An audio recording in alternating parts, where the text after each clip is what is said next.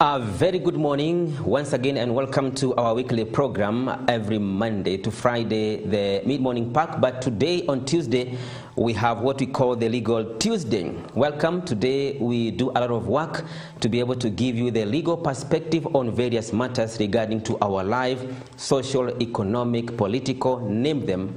And welcome again to the Legal Tuesday. Today is the 7th day of November 2023. My name is Paul Kagi, together with my colleague Mangicho Mola. But today we are talking about right to clean and healthy environment. And our guest will be Lilian Ekesa, who is an advocate of the High Court. We shall be looking at the right to clean and healthy environment. And today we are asking one question to you. Where do you think our environment is highly polluted? Where do you think our environment is highly polluted? Unadhani ni maeneo gani ambayo mazingira yetu yanaharibiwa zaidi? Tuambie kupitia 23814 is our SMS number here. Also WhatsApp, we have our text number 0721105105. Today we are looking at the issue of environment, right to clean and healthy environment. And as I just mentioned today, Mangicho Mola, karibu sana katika studio zetu za MBCI TV. Yes, bwana Paul Kagi, asante sana na shukuru sana. And of course, it's a beautiful morning and it's good to see you on another edition of the Legal Tuesday. Hoping you're also doing well. Yes, I'm fine, and the environment is so clean because of the rain that is going on the country right now. Exactly, yeah. The rains are actually a blessing from God. Of course, there are areas whereby they have actually come with challenges, but we are hoping that they will have more benefit during this particular season, especially for many Kenyans who rely on this particular blessing, especially for their farming activities. Yes. Mangicho, I don't think whether you have ever gone to somewhere, maybe you have gone through a place where there are many trees, whether in the morning or the midday or evening, and you feel the presence of good environment, clean air, you enjoy everything over there. Is what we should be desiring to do. Exactly. Actually, it's a very, very important subject. It's a very, very important area to actually cover. And it's happening, and it's coming actually at a time when actually the government has also declared next week on Monday, Kagi, it's a public holiday. And you know, the main reason for declaring Monday next week as a public holiday is basically to encourage Kenyans to plant trees. And of course, we know the importance of trees, the contribution of trees in ensuring that we have a healthy environment. Like you've actually said, go to a place where there is clean environment, there is healthy environment. That is a place that you actually want to stay for a very, very long time. But go to a place where the environment has been polluted and it affects you. You just don't want to imagine the next time that it will actually, the next time it will take you to actually move out of that particular place. All right, and today, dear viewer, we are talking about the right to clean and healthy environment, haki ya kuwa na mazingira safi, pamoja na vile ambayo ni ya kiafya. Leo tutakuwa na Lilian Ekesa ambaye ni wakili katika mahakama kuu, tukizungumzia masuala haya. Pia utuambie mpenzi mtazamaji, ni wapi unafikiri kwamba tunaharibu mazingira yetu au kuchafua mazingira yetu? Tuambie kupitia nambari yetu ya SMS ambayo ni 23814 ama 0721105105. Nakumbuka pia kama mwenzangu alivyosema siku ya Jumatatu, tuko na shughuli kubwa sana hapa nchini ya kuweza kuhakikisha kwamba tuna mazingira safi kwa njia ya kuweza kuwa na upanzi wa miti, haswa wakati ambapo tuko na mvua ya kutosha hapa nchini ambayo inaendelea kwa sasa. Kwa hivyo jitayarishe popote pale ulipo, hata kama ni hapo nyumbani, sijui ni wapi, kazini, shuleni, hapo hospitalini, anywhere that you feel, unaweza ukapanda miti wakati umefika tuweze kutengeneza mazingira yetu, ewe mpenzi mtazamaji. Vile ujue kama miti ambayo tunapanda mostly unaangalia pia miti ambayo unapanda. Unaweza pia panda mti ambao utakusaidia kwa mambo ya kivuli, na namba 2 kwa mambo ya kuona kwamba mazingira iko sawa, kuvuta mvua na hewa safi. 3, unaweza panda mti ambao baadaye utakupatia matunda ambao pia ni muhimu kwa afya yako. Kwa hivyo vile kuna miti ambao lazima tujichunge wakati ambapo tunaipanda, na tunaomba wale wataalamu ambao wanahusika na mambo ya mazingira watuambie ni miti gani ambayo inapaswa kupandwa katika compound zetu pale nyumbani, vile miti ambayo inapaswa kupandwa katika katika mazingira kama shule ama kazini, na vile vile barabarani au mahali ambapo mtu ako na shamba. Tunahitaji ushauri kama huo ndio tuweze kufanya kazi ambayo ni ya kisawasawa. Right, na tunapoendelea nadhani wakati huu tunaposubiri mgeni afika katika studio, tuko na mchezo wa kuigiza ambao unatusaidia kuweza kujua zaidi kuhusiana na vile ambavyo tunachafua mazingira yetu. Tazama hii mpenzi mtazamaji. Mama Johnny. Nini kwanza unaasha nayo huku? Hii moshi inaingia kwa nyumba yangu. Nimechelewa na unaona Umechelewa nini? kupikia watoto sapa. Moshi inaingia kwa kwangu. Sitoe nje. Sasa nitafanya nini na hapa ndio mahali pazuri kuna upepo. Ati mahali pazuri na kwanza kujua hata ni nini inanuka hivyo. Ona mpaka nguo zangu ziko nje. Mama Johnny hizi jiko. Mimi sasa nikatoa shauri yako. Hebu toa hii jiko na mangua. Niko kwa parada. Mimi nilikuwa nataka nifanye watu wengine nao na maligo. Ni kwa sababu wanapika na gas. Kia ambazo watoto wanakohoa kwa nyumba. Mama nini na msumbuaga? Ni kutuligia ati kwa sababu mko na gas. Sasa sisi tutapika tu hapo. Sasa nani nimekuzuia kununua gas?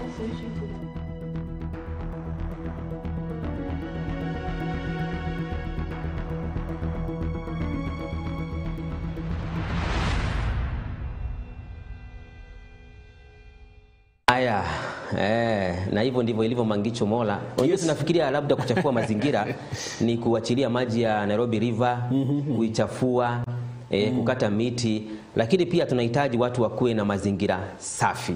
Right to clean environment. Umeona huyo mama vile anafanya bwana kwa plot. Yes. In theory watu wengi sana there, but then just as you are saying Kagi, it's just some of the small things that maybe we might be engaged in, yes, or we might find ourselves doing on a daily basis that might actually have a very, very large impact, yes, in terms of, or in relation maybe to the pollution of actually and the pollution of environment. So there are some things that we actually do back in our homes, back in our estates. Na utakuta kwamba labda mtu ashtuki anaona tu anafanya kitu lakini baadaye inakuwa na uharibifu mkubwa sana. And it affect many people, even yes, children. And for example, there are areas like where people do excavations of sand. Such things are highly experienced, whereby you're living in a place where these excavations are being done and there is dust all over for 1 year, 2 years, 3 years, 4 years. There is a serious destruction of environment, especially denying those people who are living in that place the right to clean environment. And there are some people who are doing this with a lot of impunity. I don't know why, and this is the role of NEMA to ensure that every Kenyan has been guaranteed the right to clean and healthy environment. Yeah, even some industries which are being conducted in the estates, some of them are producing heavy smoke, which really affects people. And by the way, if you're not careful, you're going to get some respiratory ailments. Yeah. Yeah, and of course, Kagi, I think even as we get our guest, yes, that is one of the things that we'll actually be looking at, because it seems there is a lot of there is a lot of loopholes, even when it comes maybe to legal actions being taken, yes, towards those maybe who are violating this particular law on the right to clean and healthy environment. So we'll want to find out maybe what are some of these gaps that are present that maybe are making it difficult, because so many people, especially even in the industries, people polluting the environment, a lot of these very, very horrible maybe gases being emitted and actually having a very, very bad effect, or having a very, very terrible effect towards maybe those who are around, or towards maybe those who are in the surrounding area. So I think actually this is something that really needs to be put into consideration, so that we can ensure that we have a very, very clean and healthy environment surrounding us. Yeah, and again, I think there is an issue of vehicles which has never been maybe addressed correctly, whether our vehicles really participate in denying us the right to clean and healthy environment, yeah? Yes. Especially where our vehicles sometimes are not well conditioned. You see, we distract a lot of people by giving them some unhealthy smoke. But this matter has never been addressed properly, whether locally or internationally. It has never been addressed. Yes. But the good thing is that everybody has a right to clean and healthy environment. And today we're asking you, dear viewer, that where do you think our environment is highly polluted?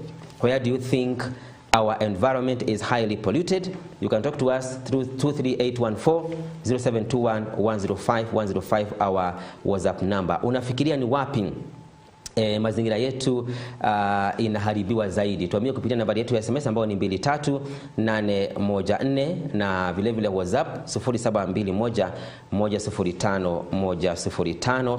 Na kama tulivyokuwa tumekuahidi kwamba tuko na mgeni katika studio, naona ameshafika. Tuko na Bi Lilian Ekesa ambaye ni advocate, ameingia katika studio.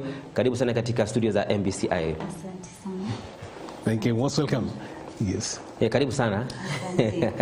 Na tumekuwa tukizungumzia kuhusiana na mambo ya maybe the right to clean and healthy environment, and I believe whatever you have passed through, Yes. the environment was good and clean. I hope so. Yes. But welcome again to our program. Maybe you can say hi to our viewers as we continue. Yes. Good morning, viewers. My name is Lilian Ekesa of Kenya, practicing with the firm of Konosi and Company Advocates. And today we are going to talk matters right to clean and safe environments. Welcome about. And maybe to start with, when talking about maybe a clean environment, someone who is out there who maybe may not be able to understand, when we're talking about a clean environment, maybe legally, or maybe in a nutshell, what are we talking about? In essence, the right to clean and healthy environment does not have a definition. It is a right that was incorporated in the Constitution of Kenya 2010 with a bid to protect the environment, Yes. not only for our generation, the present generation, but also for the future generation.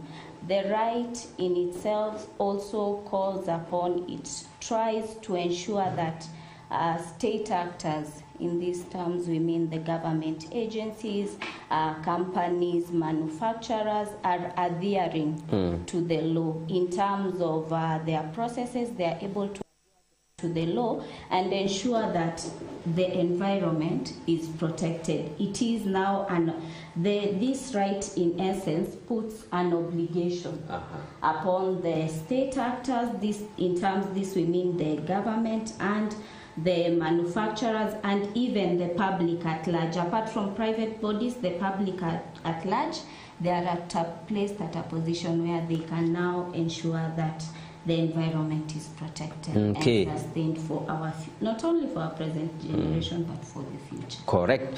Before I invite my colleague, Yes. maybe during your practice, Yes. what are the major scenarios you have come across that people are violating the right to clean and good environment? Most of the areas, the legal area, in essence, we've dealt with arises mostly from court cases where parties have reported violations. And in these areas, we can speak about the people who are living in the people who are living in slum area. There is a case, and I think one of the cases I can quote is the people who lived in Mombasa, in a place called Owino Uhuru. And this community, in essence, they took a company registered under the licensed under the EPZ on violation of their right to clean environment, in that this company was producing metal products, and in turn it was causing health effects upon the people in that environment. And the court rightly ruled in their favor. They were given compensation, and apart from compensation, this company was forced to restore or restore the resources. Excuse me, before you continue, we need to check on your Mangicho, before we continue, yes. I think before we pick up from our guest, who is Lilian Nekesa, an advocate of the High Court, we need to ask our viewer, where do you think our environment is highly polluted? And 23814 and 0721-105-105 is our good SMS number. And today, if there's something that you feel it's violated regarding to your environment, and you need it to be checked today, or maybe you need some legal counsel, today I think we are very privileged to have Madam Lilian Nekesa. You can be able to ask her some questions regarding to maybe something you have seen in the estate, or maybe you feel some of your rights were being violated. Today we are giving you a chance to be able to ask her question. Yeah, exactly, Kagi. And of course, I know, Kagi, maybe the other thing that most people will want to find out, and maybe this is an area that maybe most people will actually interact with us, is because this is something that affects us as close as in the places that we live in, and therefore it is very, very important, because you don't really necessarily have to look at it maybe from a very, very far point of view. This is something that we are saying it affects you next to your doorstep, where you wake up in the morning. What is it that is happening? And that is why we actually started with that particular clip, where you're saying it's just a home situation, just maybe within the estate, and there is something, there is that particular activity, there is that particular action that one can actually take right there in your estate, and it can actually come to affect every other person living in that particular surrounding. Yes. Yes, as we continue, then we can ask ourselves, Mangicho, what are these maybe basic, maybe unpopular ways that we are denying other people rights in many, many ways, especially in our schools, in our places of work. Even in our places of work, there are many ways in which people are denying others right to clean and healthy environment. I love the word, Mangicho. Clean and healthy environment. Yes. Imagine, especially there was a time, I know you could remember this, though it was more of a healthy hazard, whereby guys who used to smoke, you are in a matatu, you are in a bus, and a guy has lit his cigar, and they are smoking comfortably inside the matatu and a bus, or maybe even in an organization. And people are comfortable, there's nothing you can do, until some counties came up with some laws or bylaws to be able to provide some designated areas where people can go for their smoking. It was very chaotic, Mangicho. Exactly. Yeah. And I remember, Kagi, just as you've given that particular example, whereby there is the primary smoker, and then of course there is also the secondary smoker. Yes. So when you are there with the person who is actually doing that particular action, and you are just next to him, or you're next to them, you are also going to be affected. Okay, later on, maybe you'll be wondering what has happened to my health. Yes, and it is because you are very, very close to that particular person, and that is the essence of having this particular information. Some of the things that you really need to know, so that you can basically be in a position to know some of your rights in relation to these particular subjects on healthy and also clean environment. It also reminds me, Kagi, of those particular days when we used to have these paper bags that were actually banned. You remember? And it was a major disaster in our country. And we had a lot of challenges even when trying to make Kenyans to actually appreciate that we need to ban these paper bags because of the effect that they had on our environment. Yes, in fact, that is what we shall be doing today in our landmark ruling from the United Nations Environmental Program, UNEP, whereby they were the ones who advocated for the banning of use of plastic bags, is what we shall be bringing today in our landmark ruling. But again, as we continue, we need also to mention that there are some areas, Mangicho, whereby the issue of clean and healthy environment, they are intertwined with some basic, maybe health issues. Right. You cannot separate them. For example, if you could have moved around in our estates, you could see there are some guys who are really doing bad to other people in terms of keeping their plots healthy. Somebody has refused to dig a manhole in his or her plot, and the water is directed outside the gate. So plot 1, water is directed outside the gate. plot 2 the same, plot 3 the same, and therefore the whole of that route is impassable. Yes. Especially for our children. They cannot be able to go and play there. And therefore you see, we have the issue of unhealthy environment, and we have an issue of health hazard. Right. And therefore these issues need to be done intertwined to be able to handle this matter. But sometimes I am against the health officers who are supposed to go on the ground and see whether these things are being respected.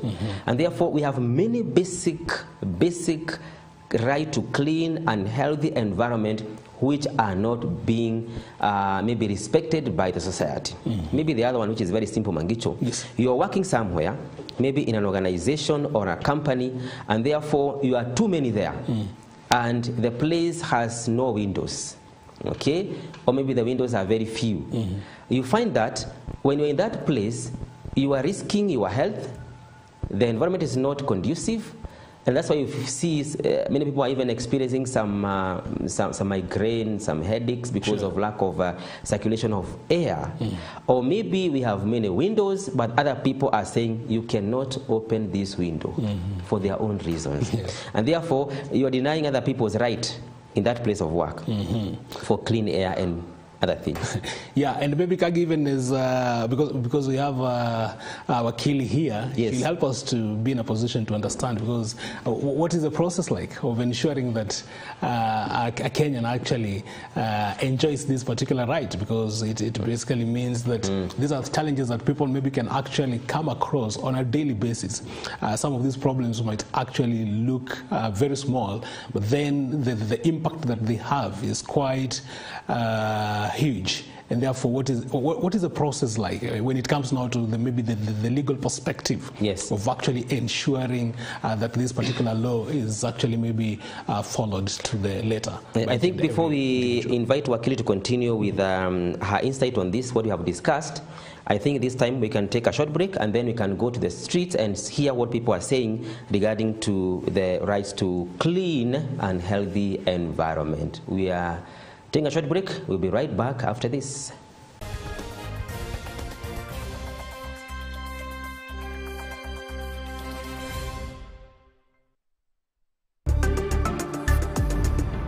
MBCI Television, transforming lives.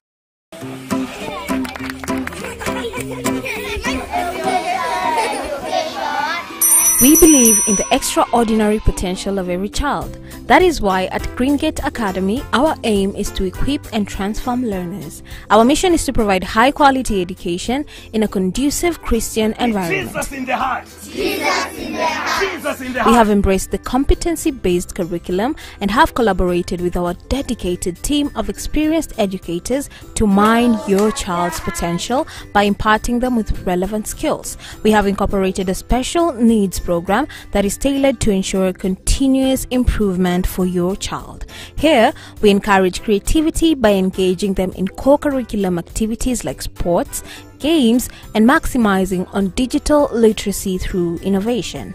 We are keen on your child's health, thus providing nutritious meals. Transport-wise, we've got you covered. Discover the unlimited opportunities awaiting your child today. Contact us on 0702 730 987 or email us on greengateschools@gmail.com. Enroll your child today and let their journey of a lifetime begin. Greengate Academy, raising the standard. Mafuta ya kupika ya Corn Gold Premium yanakupa siri halisi ya chakula kitamu. 100% ya Corn Gold Premium Cooking Oil yametengezwa kwa mahindi.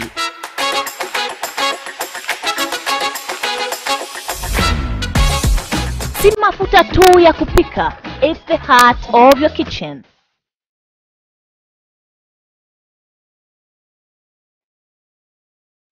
Yanajali afya yako na yamejaa utele wa ladha. Yana wingi wa vitamin A na E. It's naturally low in saturated fats na ni cholesterol free. Unaweza kuyatumia kwa frying, sauteing, roasting na pia baking. Boresha mapishi yako leo kwa kutumia Corn Gold Premium Cooking Oil na yanapatikana kwenye duka lolote karibu nawe. Taste the difference. Chagua Corn Gold. Corn Gold Premium Cooking Oil Afya yako jukumu letu.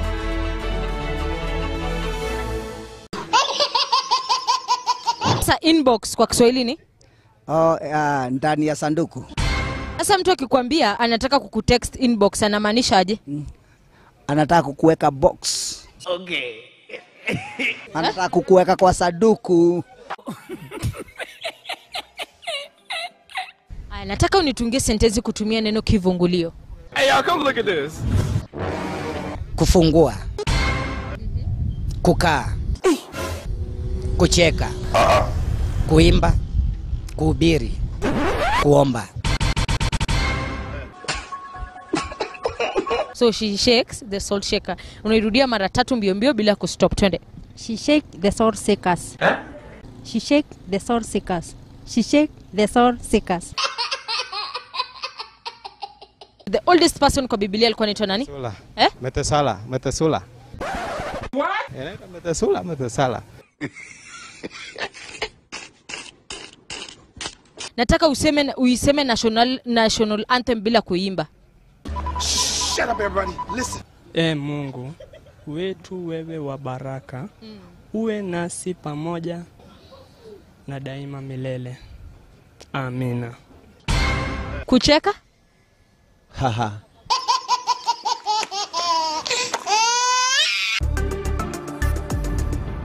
MBCI Television, transforming lives.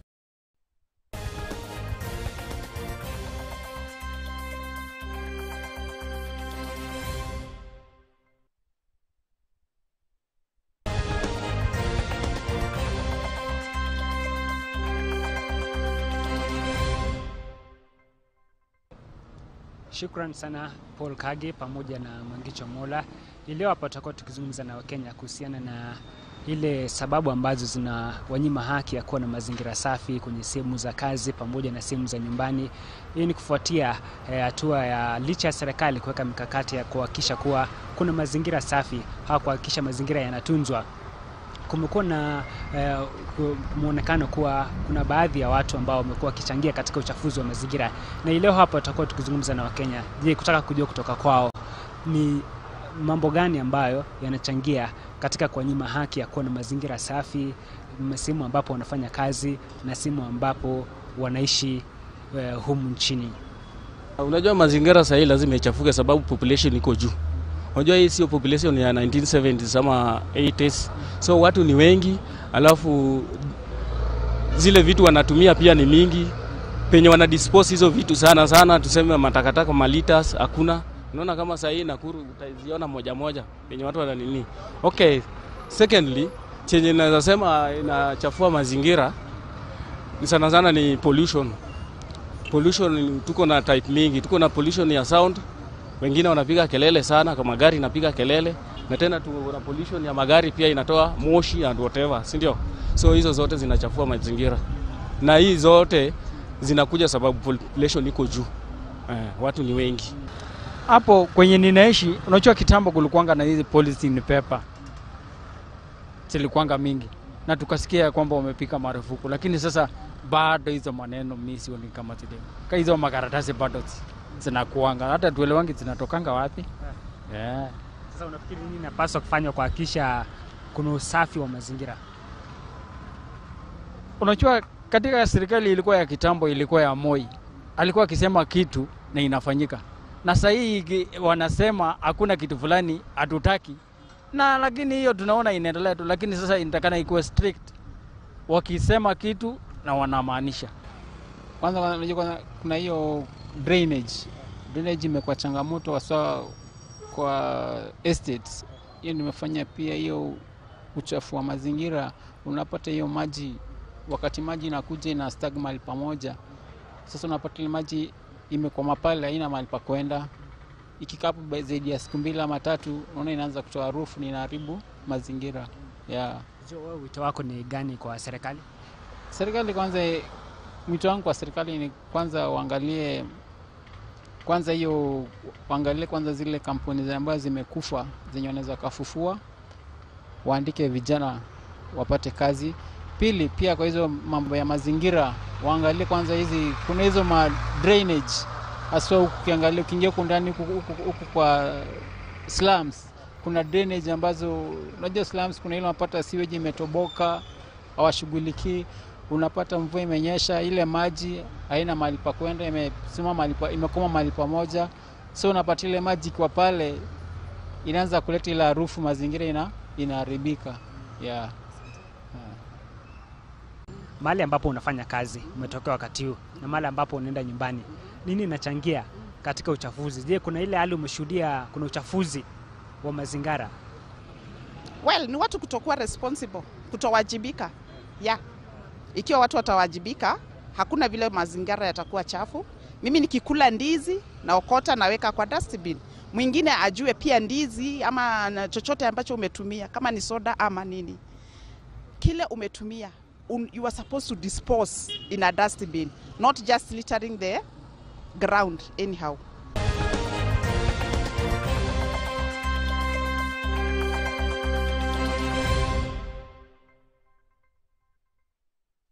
Welcome back on our session. Thank you so very much, Vincent Kimutai, for that good job there in the streets. And today we are talking about the clean and healthy environment. Mangicho, you have heard about the guys.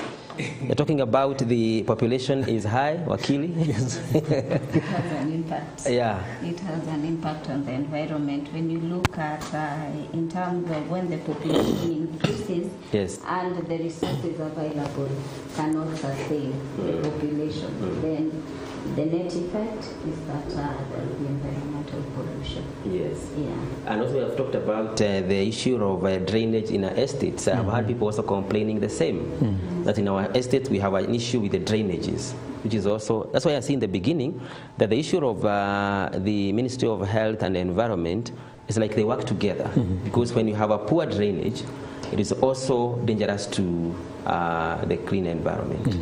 Yeah, and also they've talked about the ignorance. People are ignoring about the laws. Yeah. And actually, Kagi, as you've brought those points, because actually that is what I had indicated earlier. And Wakili, even as we look at some of these sentiments that have actually been raised by Kenyans, when, from the legal perspective, how complex is it, like ensuring that this particular law on the right to environment or to clean environment, to safer environment, is actually followed to the latter? The issue is, apart from, you've spoken about two ministries, Ministry of Health and maybe the county government, but I normally say even the Ministry of Housing and Planning has a role. Yes, it's also included in this aspect of... So it's a multifaceted... Yes, it is a multifaceted approach. But in essence, right now, the challenge we have is the fact that we have two forms of government.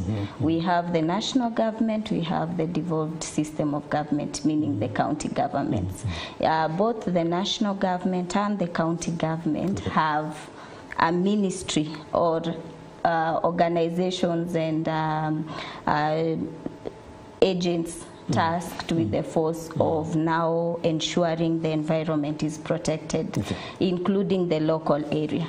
So the net effect of this is that if each of these agencies shifts the role to another party, then we come to an approach whereby there is no one who takes blame. Actually, that was the question, because Kagi, when you hear some of the viewers that were, or some of the Kenyans that were actually interviewed by Vincent Kimutai, you know, like the issue of drainage, when you have a problem like this one, and of course we know that it is the right of a Kenyan maybe to have proper drainage system, and this particular right is violated. So how does the law now address this in terms of maybe it is the national government that is responsible, or is it the county government that is responsible? In matters law, I would say that is where we have a gap. Okay. In the legal arena, there is apart from there's only one law, Environment Management and Coordination Act, tasked that has tried to consolidate the policies in terms of protecting the environment. But the problem, but now the issue comes in, we don't have one law that now holds all these agencies accountable.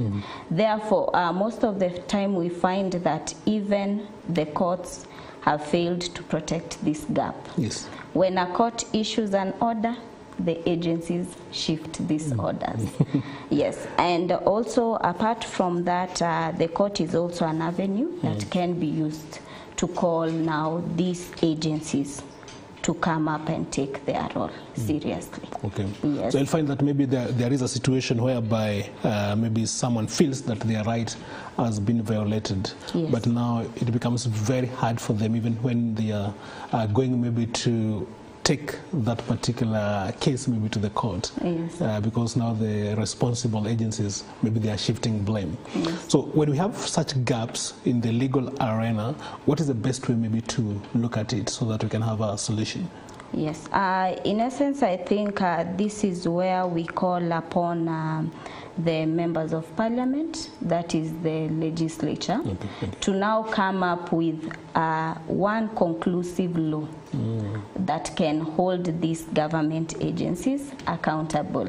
I think since the Constitution came into force in 2010, this is an area where it has been avoided. But I believe, especially with the developments that are coming in place, apart from the local pollution that happens, but even including building roads, building railways, apartments are coming up. That is where now we need more robust legal arena, and this is where now the burden shifts to the legislature to come with a conclusive law that can now address these issues and also ensure those that have violated these laws can now come and pay up, because the law also gives an opportunity for compensation and even rectification of this pollution. Yes. And maybe Kagi, before you chip in, there was also maybe the other Kenyans that we've had. They are also talking about the issue of Kenyans themselves, the average Kenyan actually becoming responsible. Yes. Now, when we look at maybe some of the, we can call them small mistakes that may actually have very, very grave impact in terms of polluting the environment. Someone just maybe they're having their oranges, they're having their bananas, and they're just leaving or just throwing maybe along the way, or maybe even along the estate and something like that. And it might be something that might really look very small, but at the end of the day, how can the law actually protect or maybe address some of these aspects? Normally we say in legal aspect, we have something we call the penal laws. That is where it comes into place, whereby now we can, apart from now the national level, as a county level, we can come up with penal consequences in terms of now putting offenses in place. And we can say at some point the county has done maybe much putting dustbins in designated areas, but we can find that in our estates the same cannot be seen.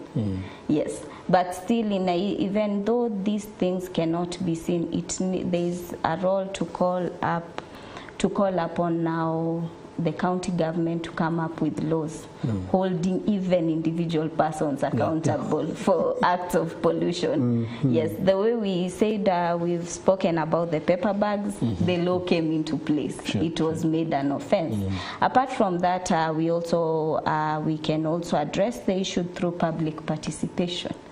And I believe this is the time, even apart from just the legal aspect, also the judiciary is encouraging public participation. It's encouraging now the public to be now educated on this role. And then thirdly, also our educational institutions.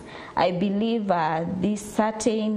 to advance in certain habits, you need to be educated when you're a child. Yeah, so I believe that also educational institutions play a role towards now eradicating this pollution in our communities.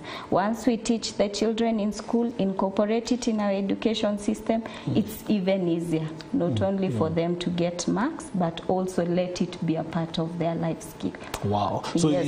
in essence, even though we are looking at it from the legal perspective, Yes. but we don't necessarily have to let it be like once maybe this particular offense is committed, this will be the penalty for Yes. it. If people Yes. can actually just inculcate some values, it would go a long way maybe in ensuring Yes, that it we will enjoy. go, I believe it will go a long way. In essence, I think penal offenses is more of a deterrence in nature, just to tell the person, don't do this, don't do this. Right. But to have a long-term solution, we need that public participation and education. Awesome. Yes. Yeah, as you continue, Wakili, there are those people who are there at home. Yes. And they feel their rights have been violated and they want to maybe seek redress. I don't know how they should go about it to help them maybe fight for their rights. Yes. I believe as we had started, one of the challenges we had was the aspect of finances.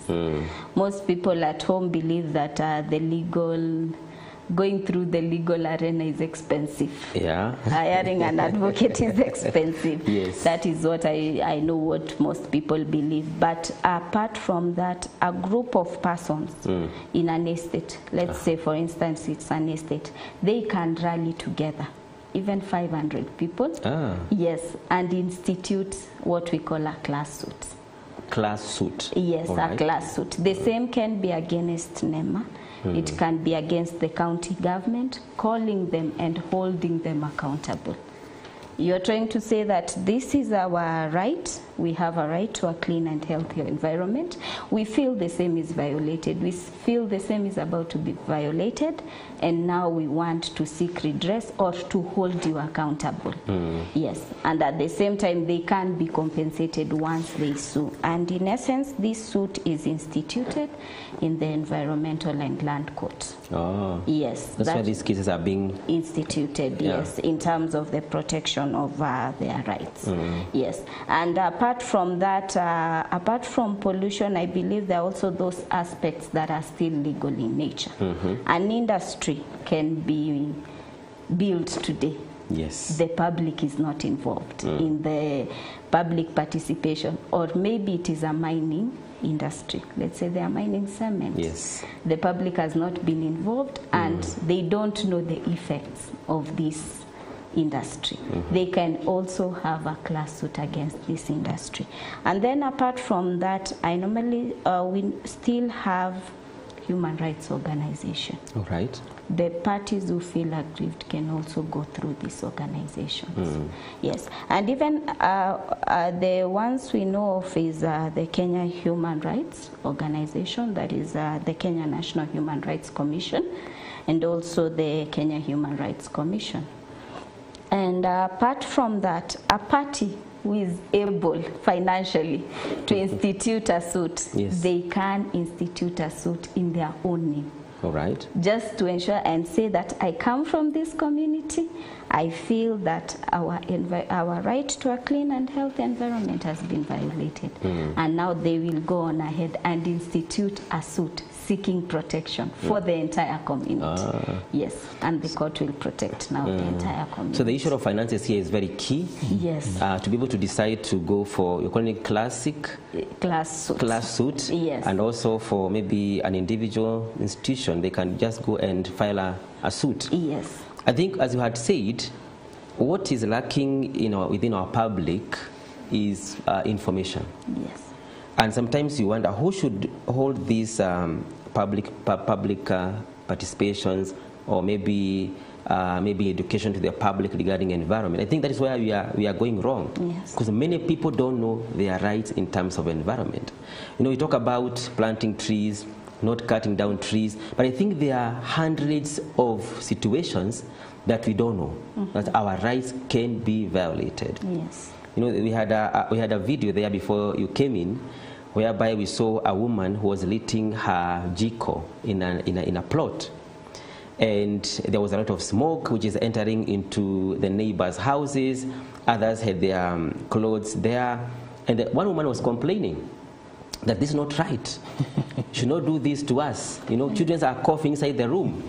And this other woman was telling the other one that the reason why you are complaining is because God has helped you to have a gas cooker. You see? Yeah.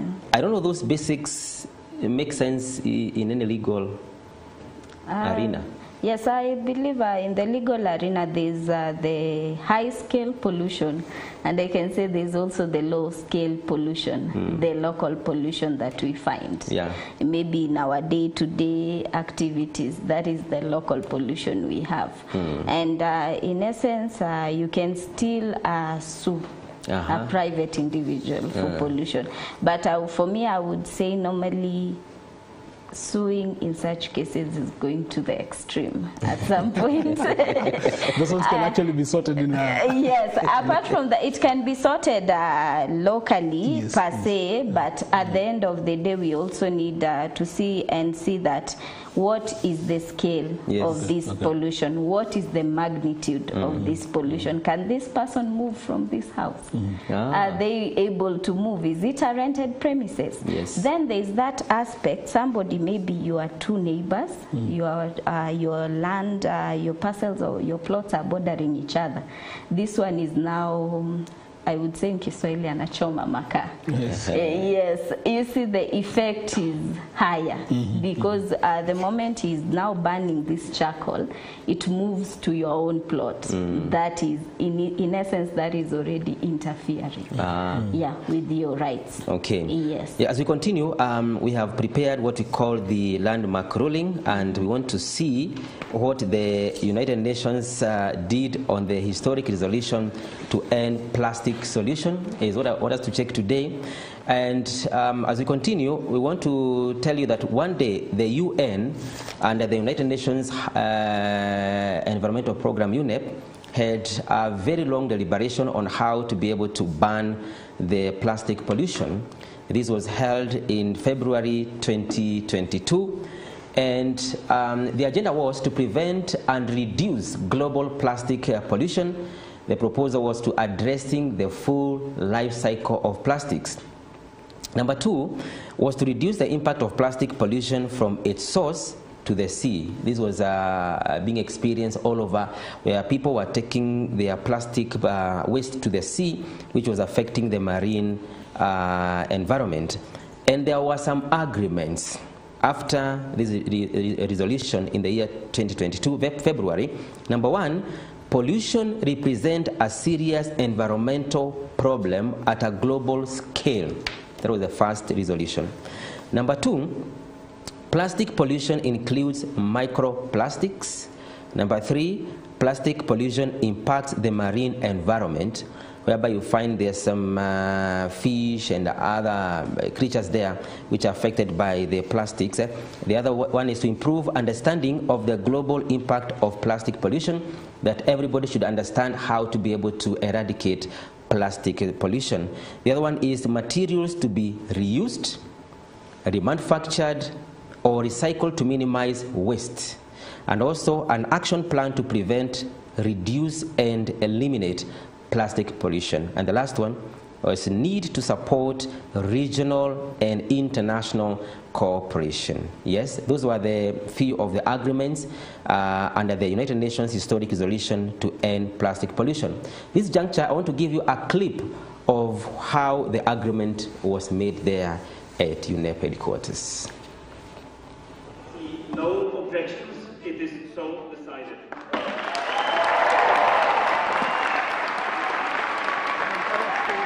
So today was one for the history books. It was truly a big day for the environment.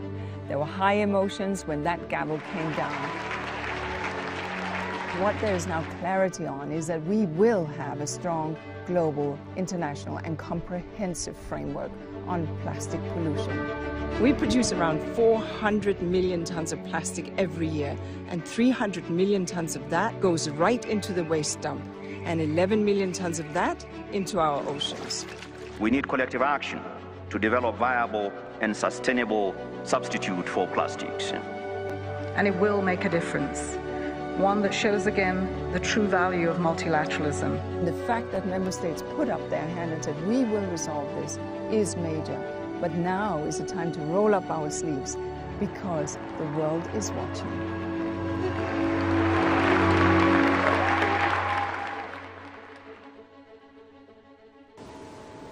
There we go. You know, UN is very instrumental in terms of fighting for the rights of people in all spheres, be it environment, be it human rights.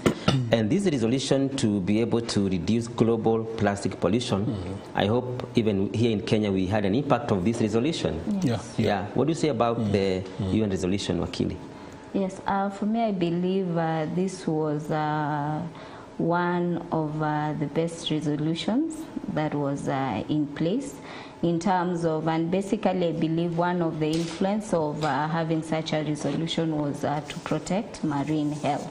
Yes. Yes, in essence it was to protect marine health, and having normally once the resolution is passed, now for us we can now come and ratify it as a country. And I believe that having ratified it as a nation, we can now come in place with even laws that are geared towards ensuring that the same is now implemented in our country, and even coming up with our own parent resolution as a country that is in our laws. Yeah. In fact, the other creatures which were very endangered by the plastic pollution were the livestock. I remember even in our home, we lost many livestock because they used to eat these plastic materials. And therefore, it was a good resolution. But again, the challenge is sometimes even today, Mangicho and Wakili, we have a problem with the implementation of this resolution, whereby you see there are some people even today, they are still using plastic materials. Yeah, yeah. And actually, on that particular point, because I remember even when this particular now law was actually beginning to be enforced, there are people who are actually taking it for granted. There are people who are thinking or imagining that maybe we can still do our own thing and we can actually get away with it. And it's very, very important for Kenyans to be in a position maybe to realize when it's actually very early enough when maybe a particular law is passed. But still on that, and maybe Wakili, you can also help us, because when you're talking also about environment, Kagi, like just you have highlighted that particular issue, the aspect when maybe environmental matter is not necessarily local or maybe within a country like maybe Kenya, but it is beyond and it's now a global phenomenon. Like now we're also talking about the climate change. Now, how does it happen and how does the law come in? Maybe there is something that is affecting us as a country, but then it is not emanating from the country, it is beyond, okay, maybe from other particular countries, and maybe someone right here in Kenya has actually been affected. How does the law protect? For the issues that you've said, it has not arisen in the country, but outside the country, but somebody has been affected. Most of the time, these declarations or resolutions, they come from one parent law. You understand? Like if we see the law of pollution, it directly emanates from protecting the environment. And basically, most of the countries, before even this one, there were other laws. There was the United Nations Convention on Social, Political and Economic Rights. Yes, and essentially these rights, our constitutions have already been geared towards these rights. So in the event somebody feels aggrieved and they have heard that in the climate change they passed this resolution, they can now come under the parent law in the country and even go to court and institute a suit. It is possible, yes. Yeah. So in a scenario whereby, like maybe for example, again the issue of the climate change, where we've been told that though Africa is actually being very much affected, but it's maybe the West and other very much developed countries that are maybe 90% responsible maybe for what is really happening. Is there a recourse for this? Yes, for instance, I think as a country now, as a country, Kenya, now you can approach now the International Court of Justice. Yeah, now to come and say that this country, we ratified this treaty together. It is a treaty. We are parties to this resolution or a treaty or convention. Both of us are parties. This country has violated our right as a country. Therefore, now we are seeking remedies for them to compensate us under the International Court of Justice. Wow. Right. Before we continue, I think we can go back to the streets, whereby our colleague Vincent Kimutai is still talking to members of public regarding to the environment pollution. Vincent Kimutai.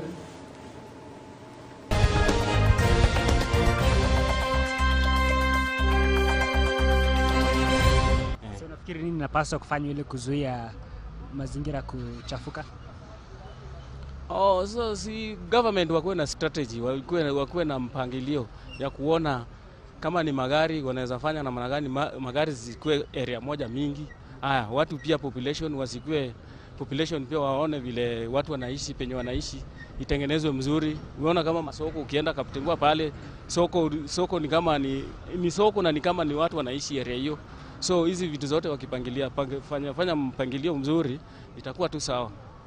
Naweza sema kama sisi wa Kenya hatujajibika vizuri.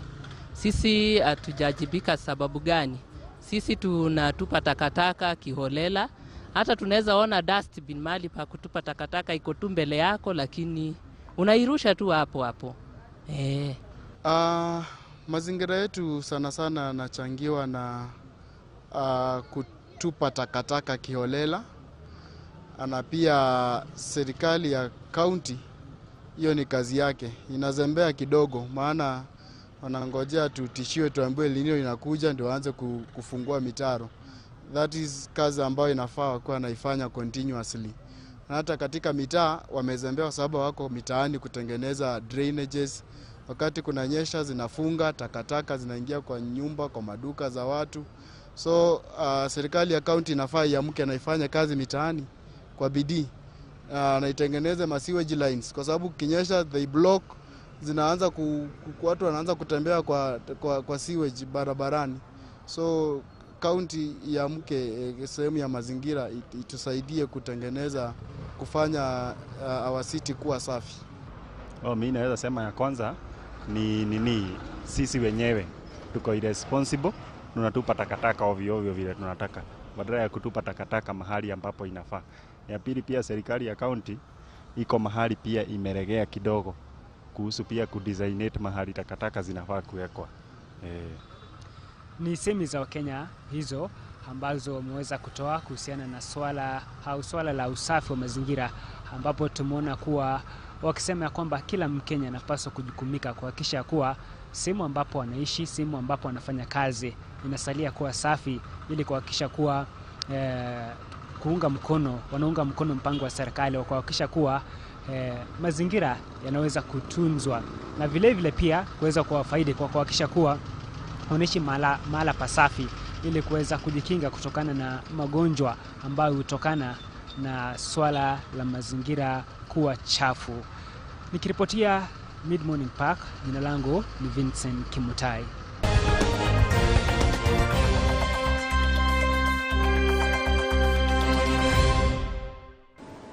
Thank you very much, Vincent Kimutai, once again for that job well done. And as we finalize on what the public is saying on the environment, they seem to be very knowledgeable what they're supposed to do. Yeah, it's true, it's true. And actually also very encouraged because they really have a picture. They really have imagination. Yes. They really have some ideas on what maybe needs to be done.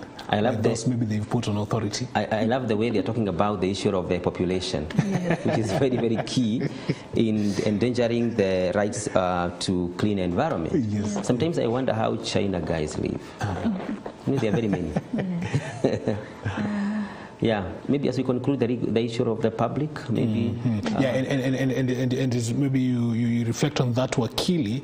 I know maybe there is that particular part of maybe this is a violation that has actually been carried out, and therefore maybe this is a kind of redress that maybe one can do. Yes. But on the part of maybe omission, something that has not been done, How do we go about this? The one thing is that when looking at the Constitution, as it was giving this right, it also gave a redress. Okay. And the aspect of this redress was the fact that you could report for something that has been done, okay, for something that has not been done, okay, yes, okay, and something that is in the process of being done. Oh. So ideally, the remedies cover even Okay. something that has not been done. And where a county government or even a national government or even a private institution has failed to do something, they can't be compelled now to do it. Yeah, they can be compelled now by the court to perform the duties or obligation to ensure that the right is protected. So, those concerns that they are raising, they're quite valid, they're quite legitimate. Yes. That maybe this is what maybe we need the county government to do or the national government to do. Yes. In some cases, you'll find that maybe a particular people have been affected, the locals maybe in a particular area, maybe they've been affected. They're just in their homes, and all of a sudden the surroundings, maybe it is a forest that maybe is just close to them, and they're just wondering, trees are just being cut left, right, and center. Do they have the right to be told, even maybe this particular action maybe was taken for the right reasons? Are they supposed to be informed that maybe this particular aspect is being done? Maybe it is also maybe some industry being brought up. Do they have also the right to be informed that we want to set up this and this and this? Yes, the law requires that before even the government or a public institution undertakes any project, the public is informed. And in this case, normally the easier way of informing the public is even through the local administration, the county commissioner's offices. Those are normally the primary people who are involved in the public participation. So normally they're supposed to be told, and they're supposed to bring their views. And before this action was done, a report had to be tabled. They have a right to information, meaning that they are supposed to be given access to this report. Right. Yes, and see whether there are challenges or the impact this project will bring to their community. Yes. And the result is that if they are not informed now, you will be forced to compensate them. Yeah. Wow. Yes, Wakili, in your program, we have a session whereby we try to learn one or two terminologies that you use in line of your duty, as we are trying to shape ourselves in Mangicho to be guys of legal mind. Yes. Well, friends. Yes. Very good. Okay, I think we can have this opportunity to look at our legal terminology for today. And the legal terminology for today is a term called perjury. Perjury. That is our legal terminology for today, perjury. And when you talk about perjury, this is to deliberately make false statements and oath, lying to a court after you have sworn to tell the truth. Okay, that is what we mean when you talk about perjury. Perjury, to deliberately make false statements and oath, lying to a court after you have sworn to tell the truth. And it's a serious offense. It's actually a very, very serious offense when you commit the offense of perjury. And maybe Wakili can actually help us in this particular case. Why are we saying is actually a serious offense when you commit this particular offense of perjury? Yes, I believe normally we are being told that when you are going to court, you're supposed to assist the court with the truth. Yes, with the truth. And the net effect of even giving the false information in court, you can be held even in contempt. Okay. Yeah, in contempt of the court, you're lying to court, leading to them making the wrong decision. It's because the court relies on the truth. Yes, and when you talk about the truth, you're also talking about facts. Are they one and the same thing? Facts are slightly different than the truth. You can give the factual information that is truth, and some give factual information that is wrong. But in the event that you are found to have given facts that are lies, you are literally held to be lying on oath. Okay. Yes, you've lied on oath. You've told the court the wrong. So before you give information to the court, you'll have to take an oath. Yes, you have That to is take for everyone. Yes. As a witness. Yes. As the complainant. Yes, you're giving as a us, defendant. Yes, you're giving a sworn statement. So whatever you're saying before court is the truth. Is the truth. Yes. And what is the penalty for committing the offense of perjury? Yes, so far we don't have very strong penalty for perjury, but I would say in the aspect of as a practicing advocate, if you give a false sworn statement, ideally, in essence, the court will be forced to strike out your statement. Ultimately, this means that you will no longer be considered as a credible witness. Okay. Yes. You are a false witness, and your statement cannot be used to make a determination in the matter. Wow. Yeah. Kagi, there you go. That is perjury. Okay, he's helping me to know it is pronounced perjury. Yeah, every day we are learning a new term, so some of them are very, very difficult to pronounce. But we are slowly learning these things. Yes. At this juncture, we are having what we call the Inside the Law. Yes. A little bit of maybe an education on some matters. And today I want to bring some information regarding to the United Nations Environmental Program, UNEP. I know you have heard about this institution called the UNEP. Is a branch of United Nations. You know, UN has many branches. We have UNEP, we have UNHCR, we have even WHO, and many types of branches of the UN or agencies. And today, because we are discussing about environment, today we are learning about the United Nations Environmental Program, UNEP, which headquarters is in Nairobi, Gigiri. And UNEP is the leading environmental authority in the United Nations system, and its main agenda is to strengthen environmental standards and practices while helping implement environmental obligations at the country, regional and global levels. That's why you hear them, they are all over. Wanasaidia kuweza kuimarisha na kupigia debe mazingira katika maeneo mbalimbali ya nchi, maeneo na dunia mzima kwa jumla.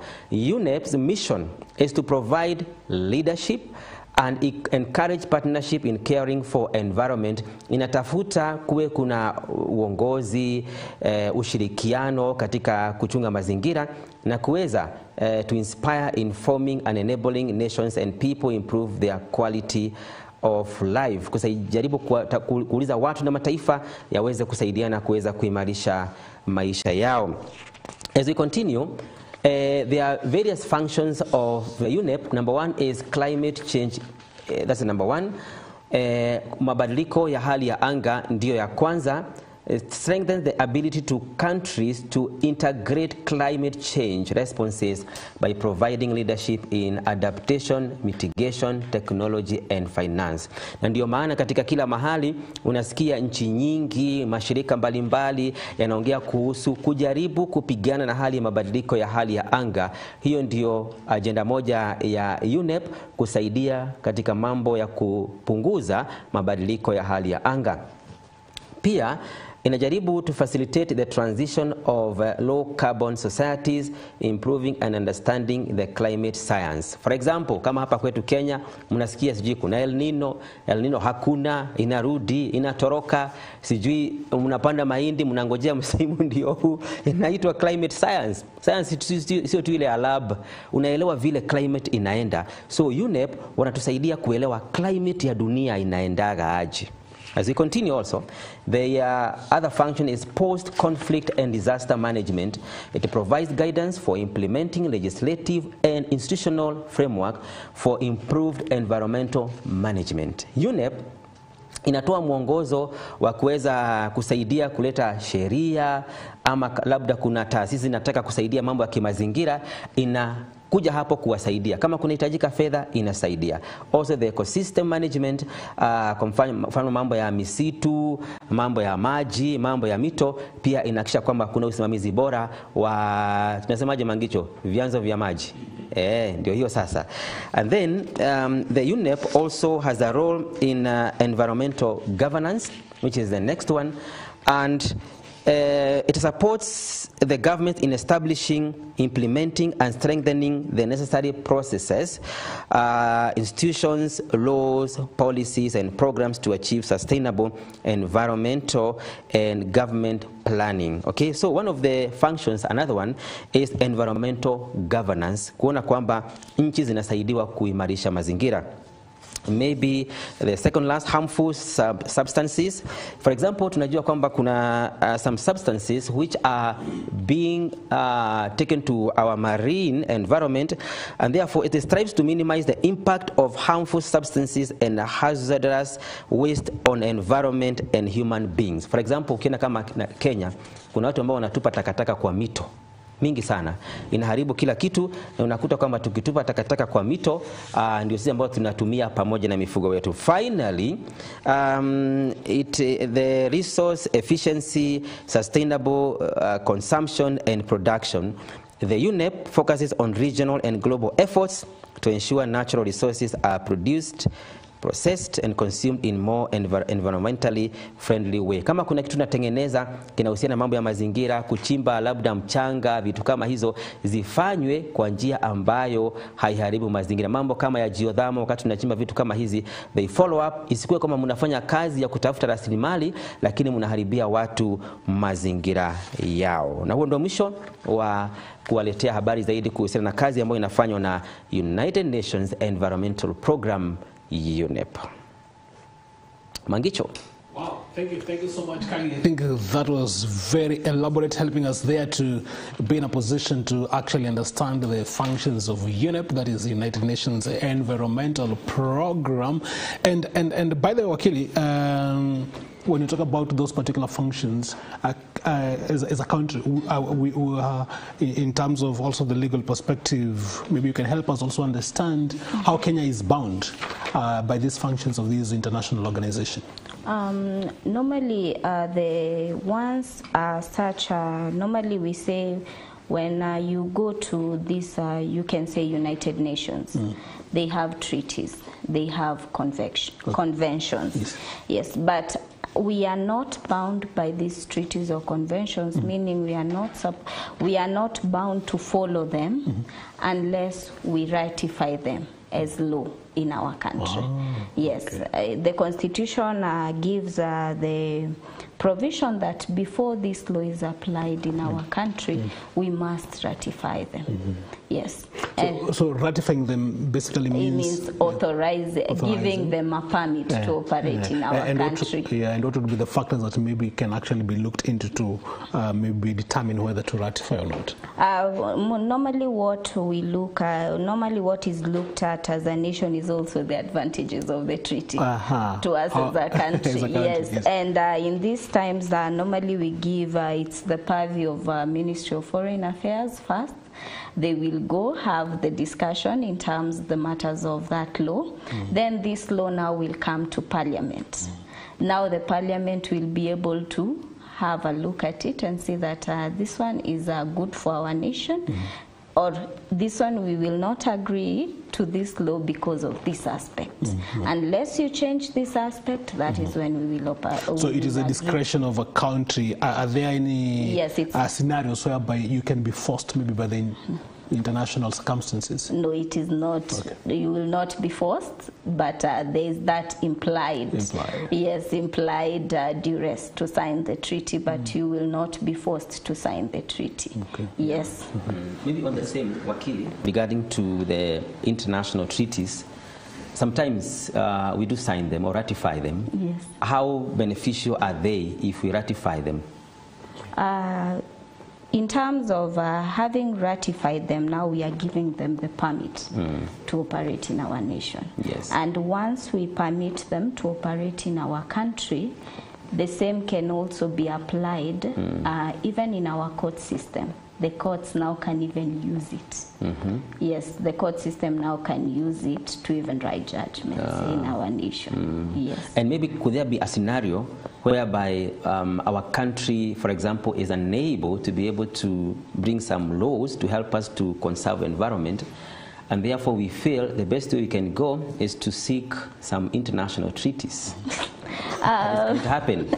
Ideally, the treaties tend to be more of an advisory nature to help us come up with our own laws now. Yes. Yes, and by the time you're getting to ratification, there must be even a bill in Parliament ensuring that we are incorporating the proposals they have given in the treaty or the convention to form part of our laws. Yeah. So the moment you ratify a treaty, ideally you've accepted, we are adopting this as our law. We haven't mentioned the issue of NEMA.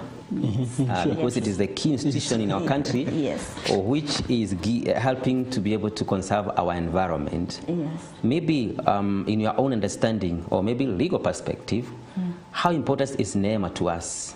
NEMA ideally is the body that has been charged with the responsibility of ensuring that there is conservation of the environment. And in essence, ideally when I had started, I had mentioned about a law that normally most people don't know. It is the Environmental Management and Coordination Act. Yes, this one is the one that now gives power to NEMA, and in short form we call it EMCA. Yes, EMCA. It gives power to NEMA. NEMA in essence is charged with the responsibility of issuing permits to public institutions and private institutions. The permits can be for wastage and sewage disposal. Kama kuna watu wameongea juu ya takataka, the county government needs a permit. Yes, so every institution that operates need to get a NEMA permit. Yes, there is even a permit for the noise pollution. If you noise control, there is a permit for that. There are several permits even for those that are conducting construction and mining. There is a permit. Yes. As somebody wakili, when you talk about noise pollution. Yes. Because you'll find that maybe some people really have a challenge with that. What are the parameters? Yes, the standard of noise pollution is as indicated in the license, but normally I think the ones that have gotten to that avenue of noise pollution are the events organizers in high scale. Yes, they have gotten to that purview. Recently we had even the issues of if you are a Christian night vigils, you require a permit license from NEMA to have the same. In essence, the noise pollution, the NEMA now will be able to give you a standard. You cannot go beyond the standard. Yes, there is noise, but there is a standard for that noise. Yes. So in essence, when maybe you have an activity, maybe you have an event, you have a function, every time you're supposed to get this license. Yes. The law requires you to get this license. Yes, license, except for mostly industries. Industry normally get the license scope license. The moment they exceed the limit prescribed in their license, they are held accountable. So, like for example, the industries also maybe because of now the work that they are doing, mitigation, maybe how maybe now to also help those maybe that might actually be affected. Yes, and ideally even the current law both in courts and the current law requires that the moment you engage in polluting the environment, normally before it was the state actors to compensate, that is the government to compensate. But right now, as an organization or an institution, if you engaged in pollution, you will compensate it yourself. And the law is, the most judgments have even come out to the extent that you're forced to restore the premise as it was before, to restore the place as it was before. Yes, to that extent. Yeah. And there is an issue of, I don't know whether this is an environmental challenge, the pastoralists. Yes. You know, they sometimes they give some people, especially farmers, sleepless nights. I don't know whether they are moving around with their flocks and doing some distractions in trees, in maybe some farm produce. can we categorize this as an element of environmental disadvantage or pollution? You can't really say it's a fully environmental pollution. We normally say the law protects both the private individual and the government and the public individual. Yes. But now it will become a pollution to the extent that maybe it is causing soil erosion. It is causing floods in some areas. It's causing now degradation of the climate. Now that is the net effect. Now the issue now comes in is that can they be held accountable? And I think that is the question that is still, there are still school of thoughts on that. Can they be held accountable, or will they say this is our community land? Yes. This is our community land, we can graze as much as we want. Or there can be a control system whereby they also need to be issued with licenses to have a certain number of livestock in a certain area. Okay. And actually, Kagi, that one, maybe before you come, just still on that particular point, because it has just reminded me of the natural phenomenon.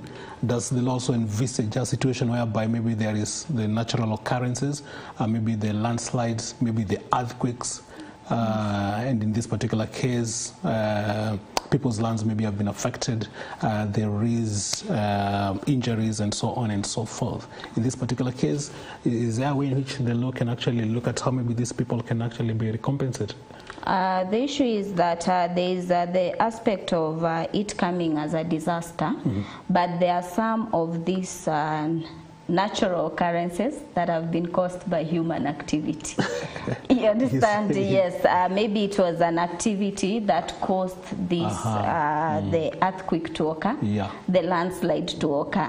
In this case now, that is when, if it is as a result of human activity, the government might not compensate in such instance. Yes. I think this juncture, Wakili, we like profiling some of our great legal minds in our country. Mangicho Mola, take us through. Yes, we have that particular segment or legal profile for today. Is Judge Njoki Ndung'u is actually judge of the Supreme Court of Kenya, and of course we can see there on the screen she was born on the 1st of January 1966, went to Kenya High School between 1980 to 1982. She is a holder of Bachelor's of Law degree from the University of Nairobi, and then she also got Master's of Law degree from the University of Leicester in the United Kingdom. And in 1989 to 1993, she served as a state counsel in the office of the Attorney General, 2003 to 2007 nominated MP, and the National Rainbow Coalition. And then, of course, Judge Njoki Ndung'u, architect and mover of the Sexual Offences Bill 2006, which was actually passed. I know Kagi and Wakili, you'll remember in 2006 the Sexual Offences Bill. It was very famous. Then on June 2012, among the 5 justices nominated to the Supreme Court of Kenya, 2013 dismissed Raila's petition against Uhuru Kenyatta's win. 2017 rendered a dissenting opinion alongside Justice Boma Ojwang on Raila's petition against Uhuru Kenyatta's win. That is a brave profile of Justice Njoki Ndung'u, judge of the Supreme Court of Kenya. What do you have to say about Justice Njoki Ndung'u, Wakili? Yes, I think she's one of I would say that Lady Justice is one of the people who has advanced the rights of women and children in the country. And I think that is commendable. I would say it's commendable because when you promote, when you make a contribution towards strengthening the laws of the country, especially as a member of parliament, that is a commendable contribution. And I believe the Sexual Offences Act has continued growing. It's not as it was in 2006. It has continued to advance and cover more areas. Yeah, and currently I think she's doing a good job at the Supreme Court, and we are always wishing her well in her role today. I think as we wind up the program today, Wakili, maybe you have your final counsel to our public regarding to clean and good environment. What do you have to say? I would say that the Constitution of Kenya 2010 made a way for us to ensure that we have a safe, clean and healthy environment. And apart from that is that we must put in mind that the moment this right is violated, it also affects other rights. Okay. There is right to life that is affected, there is right to health that is affected, there is a right to safe water that is affected. There are many rights that are affected by this one right. You know, it extends to a very big area.